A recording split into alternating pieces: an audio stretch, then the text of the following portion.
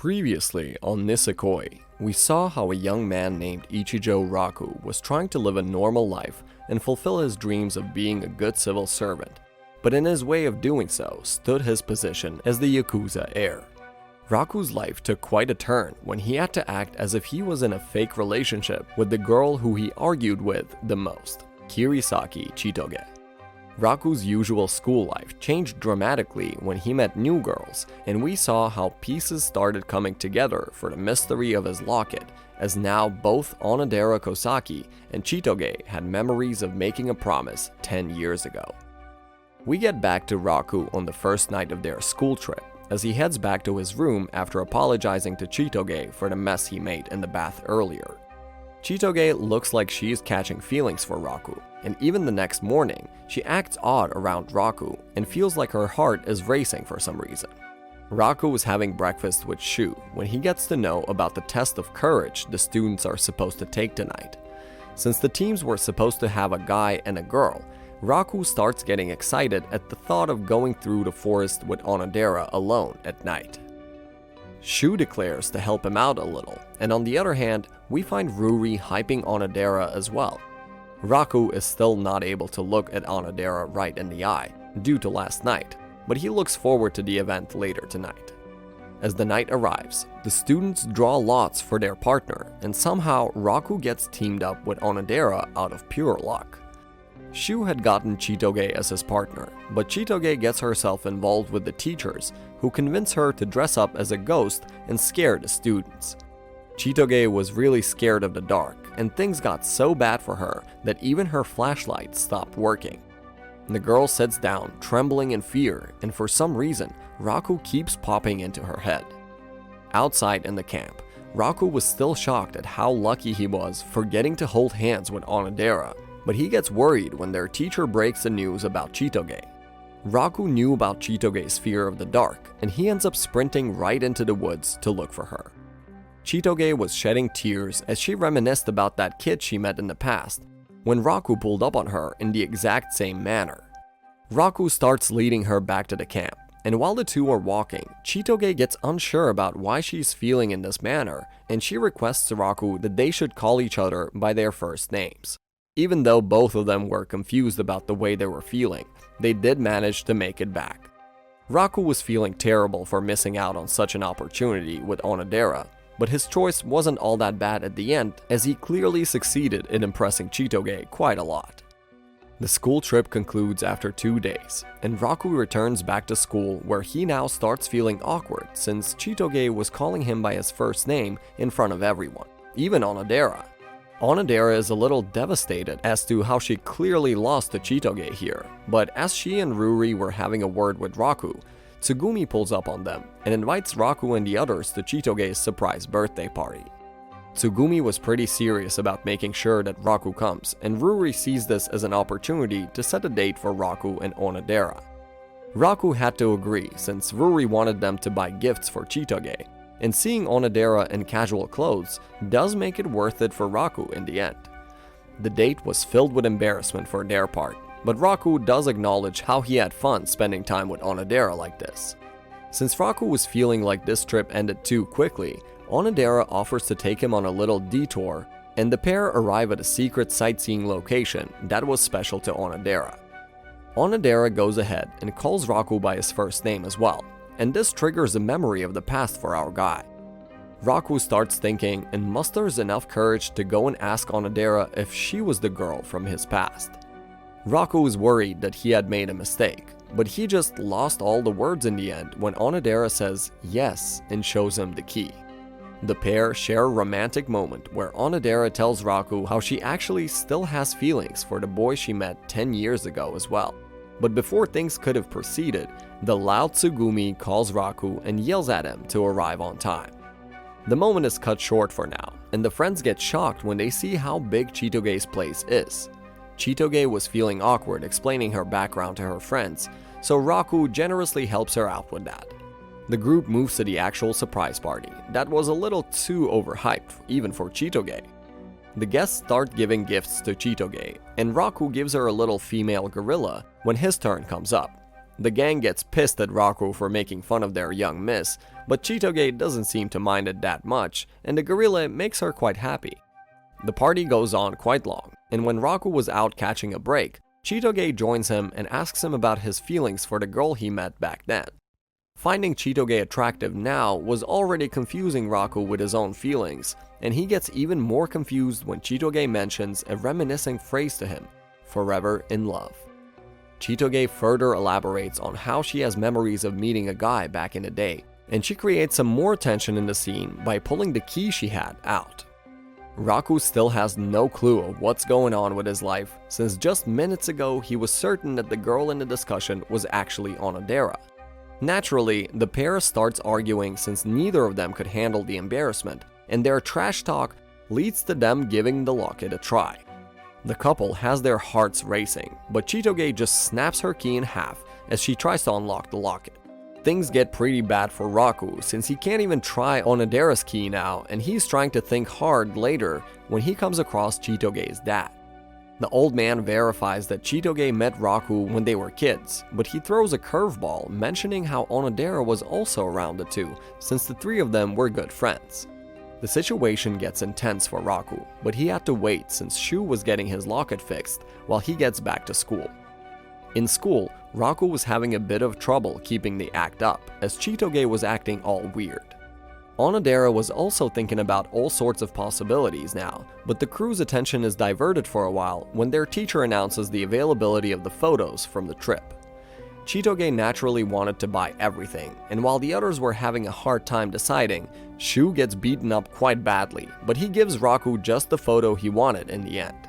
Raku creates a misunderstanding with Onodera later, when he gives her the wrong impression that he actually likes Chitoge even though she knew that they were faking the relationship.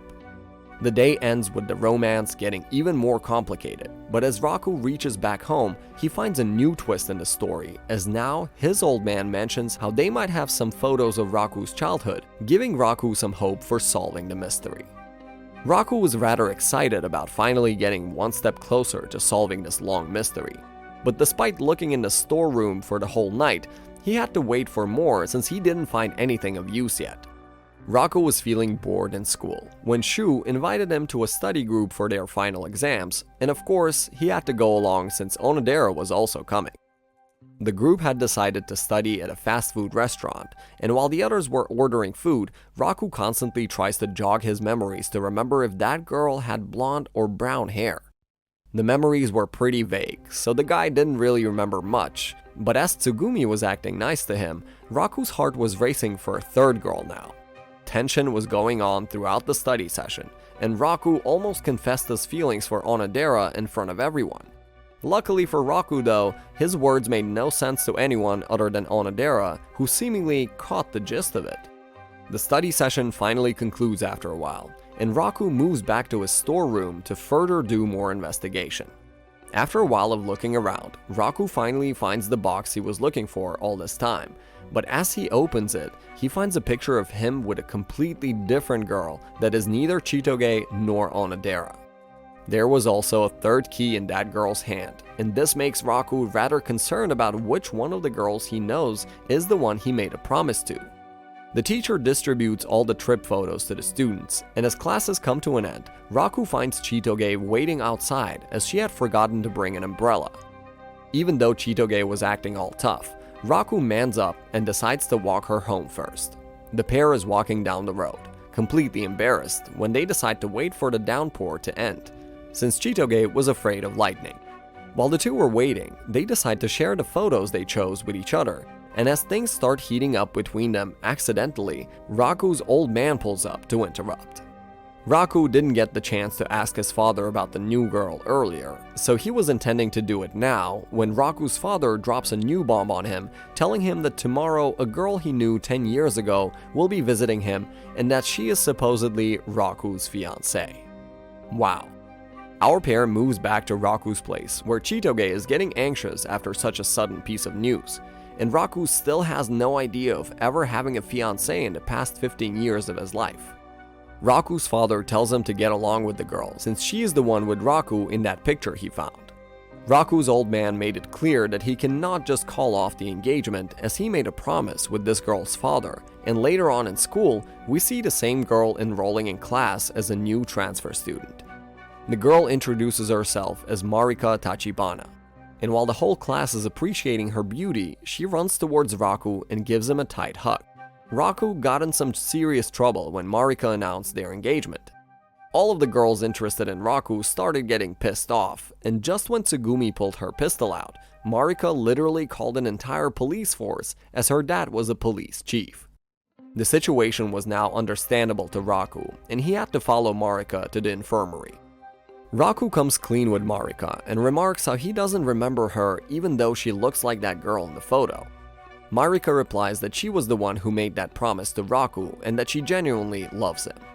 This gets Raku in some trouble in front of the rest of his harem, and on the next day, we see how Marika's enrollment was seemingly bothering Chitoge as well. Marika was quite clingy to Raku in school, and since his reputation had gotten quite bad recently, Raku agrees to go on a date with Marika so she won't start another war. Later on, Raku meets up with Marika outside for their date, and she literally gets complete police security just for a trip around town. The rest of the girls are seen in disguise as they are trying to spy on the two, and Marika takes Raku to an extremely fancy restaurant where they have lunch. The pair moves to a park afterwards, and Marika offers to give Raku an answer to every single question linked to his past, only if he breaks up with Chitoge right at that moment. Raku naturally declines the offer, and Marika further comments on Chitoge, who is trying to spy on them from behind to make sure that she leaves. After Chitoge gives Raku a beating before leaving, Marika also decides to call it a day, and when trying to return her handbag, Raku overhears Marika talking about her health with her assistant, Honda. Raku confronts Marika afterwards and states that he doesn't remember her at all despite trying his best to jog his memories. Such a statement makes Marika furious, and her inner personality comes out and starts shouting in a barbaric manner. Such a sudden change shakes Raku up, and he does recognize Marika as the girl he knew named Mare. As Raku finally remembered some of the past Marika was talking about all this time, she goes ahead and fills the gaps for Raku. Marika reveals how she used to be a really fragile and sick girl who was brought to the mountains by her father so she can be treated well that summer. Marika was an alone child, and the first time she met Raku was when he saw her from a tree branch. The two became good friends, and Raku continued to play with her until the summer ended, and they said goodbyes after taking the photo Raku saw. Marika remarks how she fell for Raku right then and there, and ever since she has been bettering herself to be the best wife for Raku. Raku appreciated the effort, and before Marika leaves, she gives Raku a peck on the cheek. Things had gotten too complicated for Raku to handle alone, so he let the girls in on the secrets of their childhood friends. The group discusses how there are 3 keys now, and after, Marika boldly declares that the promise they made was about getting married in the future. Chitoge picks a fight with Marika while Onodera starts blushing while imagining herself as the one who made the promise. The day concludes without the mystery going anywhere since Raku's locket was out for repair, and on the next day, while Raku was doing some work with Chitoge, Marika pulls up and asks Raku to meet his father. Raku wasn't interested at first, but he agrees after Chitoge tells him to be upfront with Marika's father. Raku was noticing Chitoge's act getting better day by day, and he even compliments her without understanding what exactly was the reason behind it. Marika takes Raku to her majestic place later on, where Raku gets absolutely terrified after looking at Marika's scary father. Raku somehow tries to hold his own in the conversation, but Marika just keeps putting him in a bad spot. After picking on him a ton, Marika leaves Raku alone with her father, and he opens up with the old man while constantly making things too complicated. Raku excuses himself for a moment, and outside, he appreciates Marika's beauty and all the effort she is putting in for him. Marika is unable to handle herself after getting praised, and she deliberately makes Raku receive an earful from her dad. Some time passes by, and while the locket still wasn't repaired, the summer holidays arrive. We get back to Onodera as she was with Ruri yelling at her for not making any moves when she absolutely blows Ruri's mind after remarking how Raku will be coming over to her place. Apparently, Onodera's family ran a sweets shop, And since they needed a part-time worker to handle things, Onodera got Raku in. Raku was also pretty stoked after getting such a chance, and he heads over to Onodera's shop as the holidays start, only to find her mom in a bad mood. The lady was about to chew Raku up, but Onodera steps in and explains the situation. Onodera's mom still wasn't convinced that this bean sprout of a human can cook, so she makes Raku do a test run for her approval. Raku had to cook something up after looking at Onodera's overly ambitious face, and he didn't disappoint at all since Onodera's mom was very happy to get the two married after tasting the sweets. Onodera's mom teases the pair and later on leaves them alone at the shop so she can go and get some supplies. Onodera is revealed to be horrible at cooking, and while they were waiting at the reception, Onodera remarks how she knows that Raku is faking his relationship with Chitoge. The reveal gives Raku new hope for his romantic life, and later on things get spicy as now Raku was supposed to stay overnight with a typhoon going on outside. Raku had to accept the offer, and as he moves to Onodera's room to have a cup of tea and talk, things get awkward to say the least. The pair do manage to get a normal conversation going in the end, but the typhoon just randomly goes away and Raku had to leave even though he really wanted to stay over. The exciting day ends for Raku on a good note as he finally got Onodera's email address, and the guy walks back home while wondering what this summer holiday has in plans for him. And that would be it for the part 2 of Nisekoi's recap. Thank you for sticking till the end, and let us know in the comments if you guys want more. Don't forget to leave us a like and subscribe to the channel for more. And as always, we'll see you in the next one. Peace.